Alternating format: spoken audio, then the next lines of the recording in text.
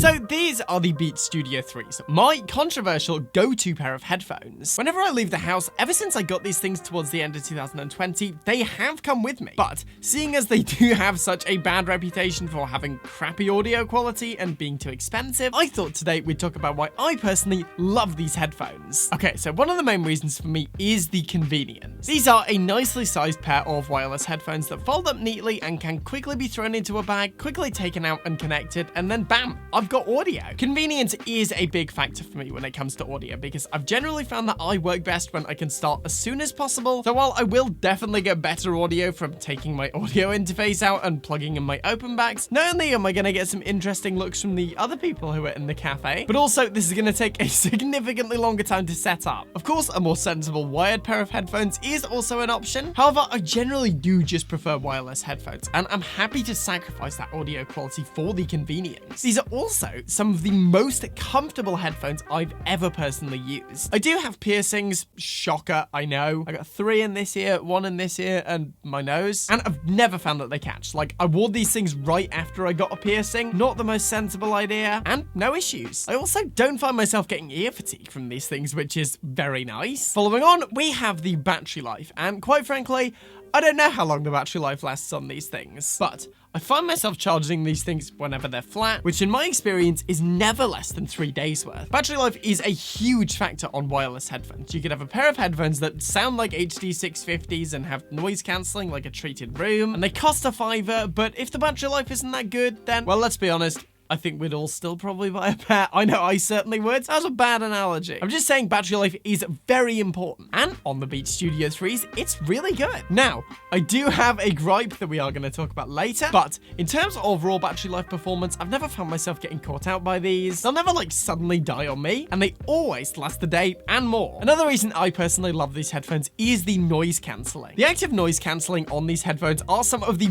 best I've ever used. And while I'm sure there are better options out there, I've taken the train to Birmingham New Street hundreds of times, and they've always been incredible at cancelling the noise out. For those of you who don't live in my part of the UK, Birmingham New Street is this fuck-off massive train station that everyone uses, and it's so loud. In fact, it was the first place I took these headphones, and then it really set in how good the noise cancelling was. I always take these things with me to the cafe where I write my scripts and often edit, and these things never let me down. Moving on, when I first got these headphones, the first thing I immediately noticed was the Bluetooth connectivity. It's no secret, I'm an Apple user, and the fact that these connect with a W2 chip like AirPods is amazing. I can simply connect them to one device, and the Studio 3s are registered to every Apple device I have, which is awesome, especially if I want to just quickly switch over. And in my opinion, this is pretty awesome. Personally, I'm not the biggest fan of the AirPods. I much prefer headphones to earphones, and a hell no am I paying for those AirPod Maxes. Who am I, MKBHD? Over my cold dead body will I be spending £600 on a pair of headphones? Not gonna happen. These are totally fine for me. Following on, another thing that I personally really like about the Beats Studio 3s are, and hear me out,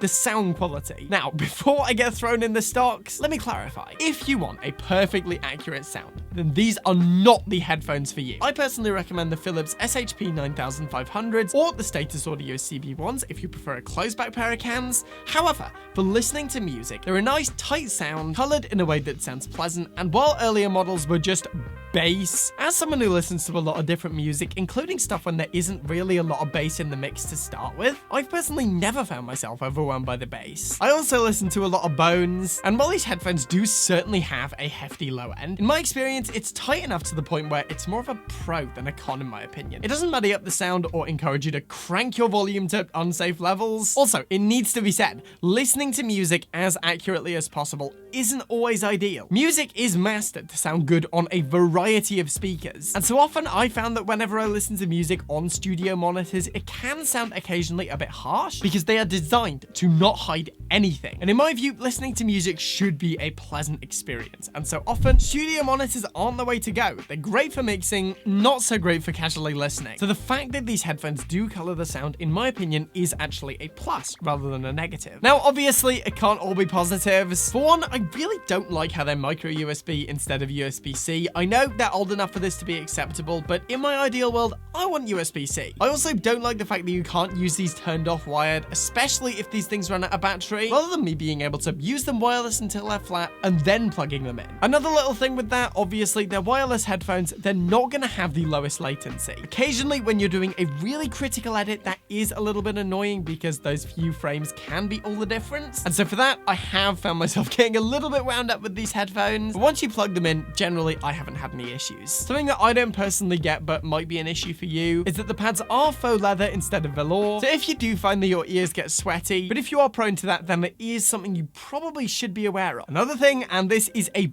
big one, the price. These are a really expensive pair of headphones, and quite frankly, despite being such a fan, I wouldn't pay full price for these. Instead, I actually got these used at a CEX for under 100 quid, which honestly, pretty good deal. And at that price, I would totally recommend them. As for negatives though, that's kind of it. So yeah, that's why I love this super controversial pair of headphones. To be honest, I was very unsure when I picked these things up. I had a pair of Solo 3s before from when I got my iMac, but I sold those relatively quickly as I really didn't like the way they clamped on my head. And in my opinion, the sound quality was nowhere near as good. But I am super glad that I bought these. I use them almost every single day, and despite my small gripes, these are probably my favorite pair of headphones I've ever had. If I broke these while filming this video, I'd probably buy another pair before I finished making it, and honestly, I'll likely be using these as my daily driver for the foreseeable future. Alright guys, so that's it for today. I hope you've enjoyed this one. Let me know, by the way, what's your personal favorite pair of headphones? Are they Sony's? I know those are super popular with the tech people. Are they Beats? Are they AirPods? Are they Sennheisers? Feel free to let me know in the comments. I always enjoy reading those. As for now though, as always,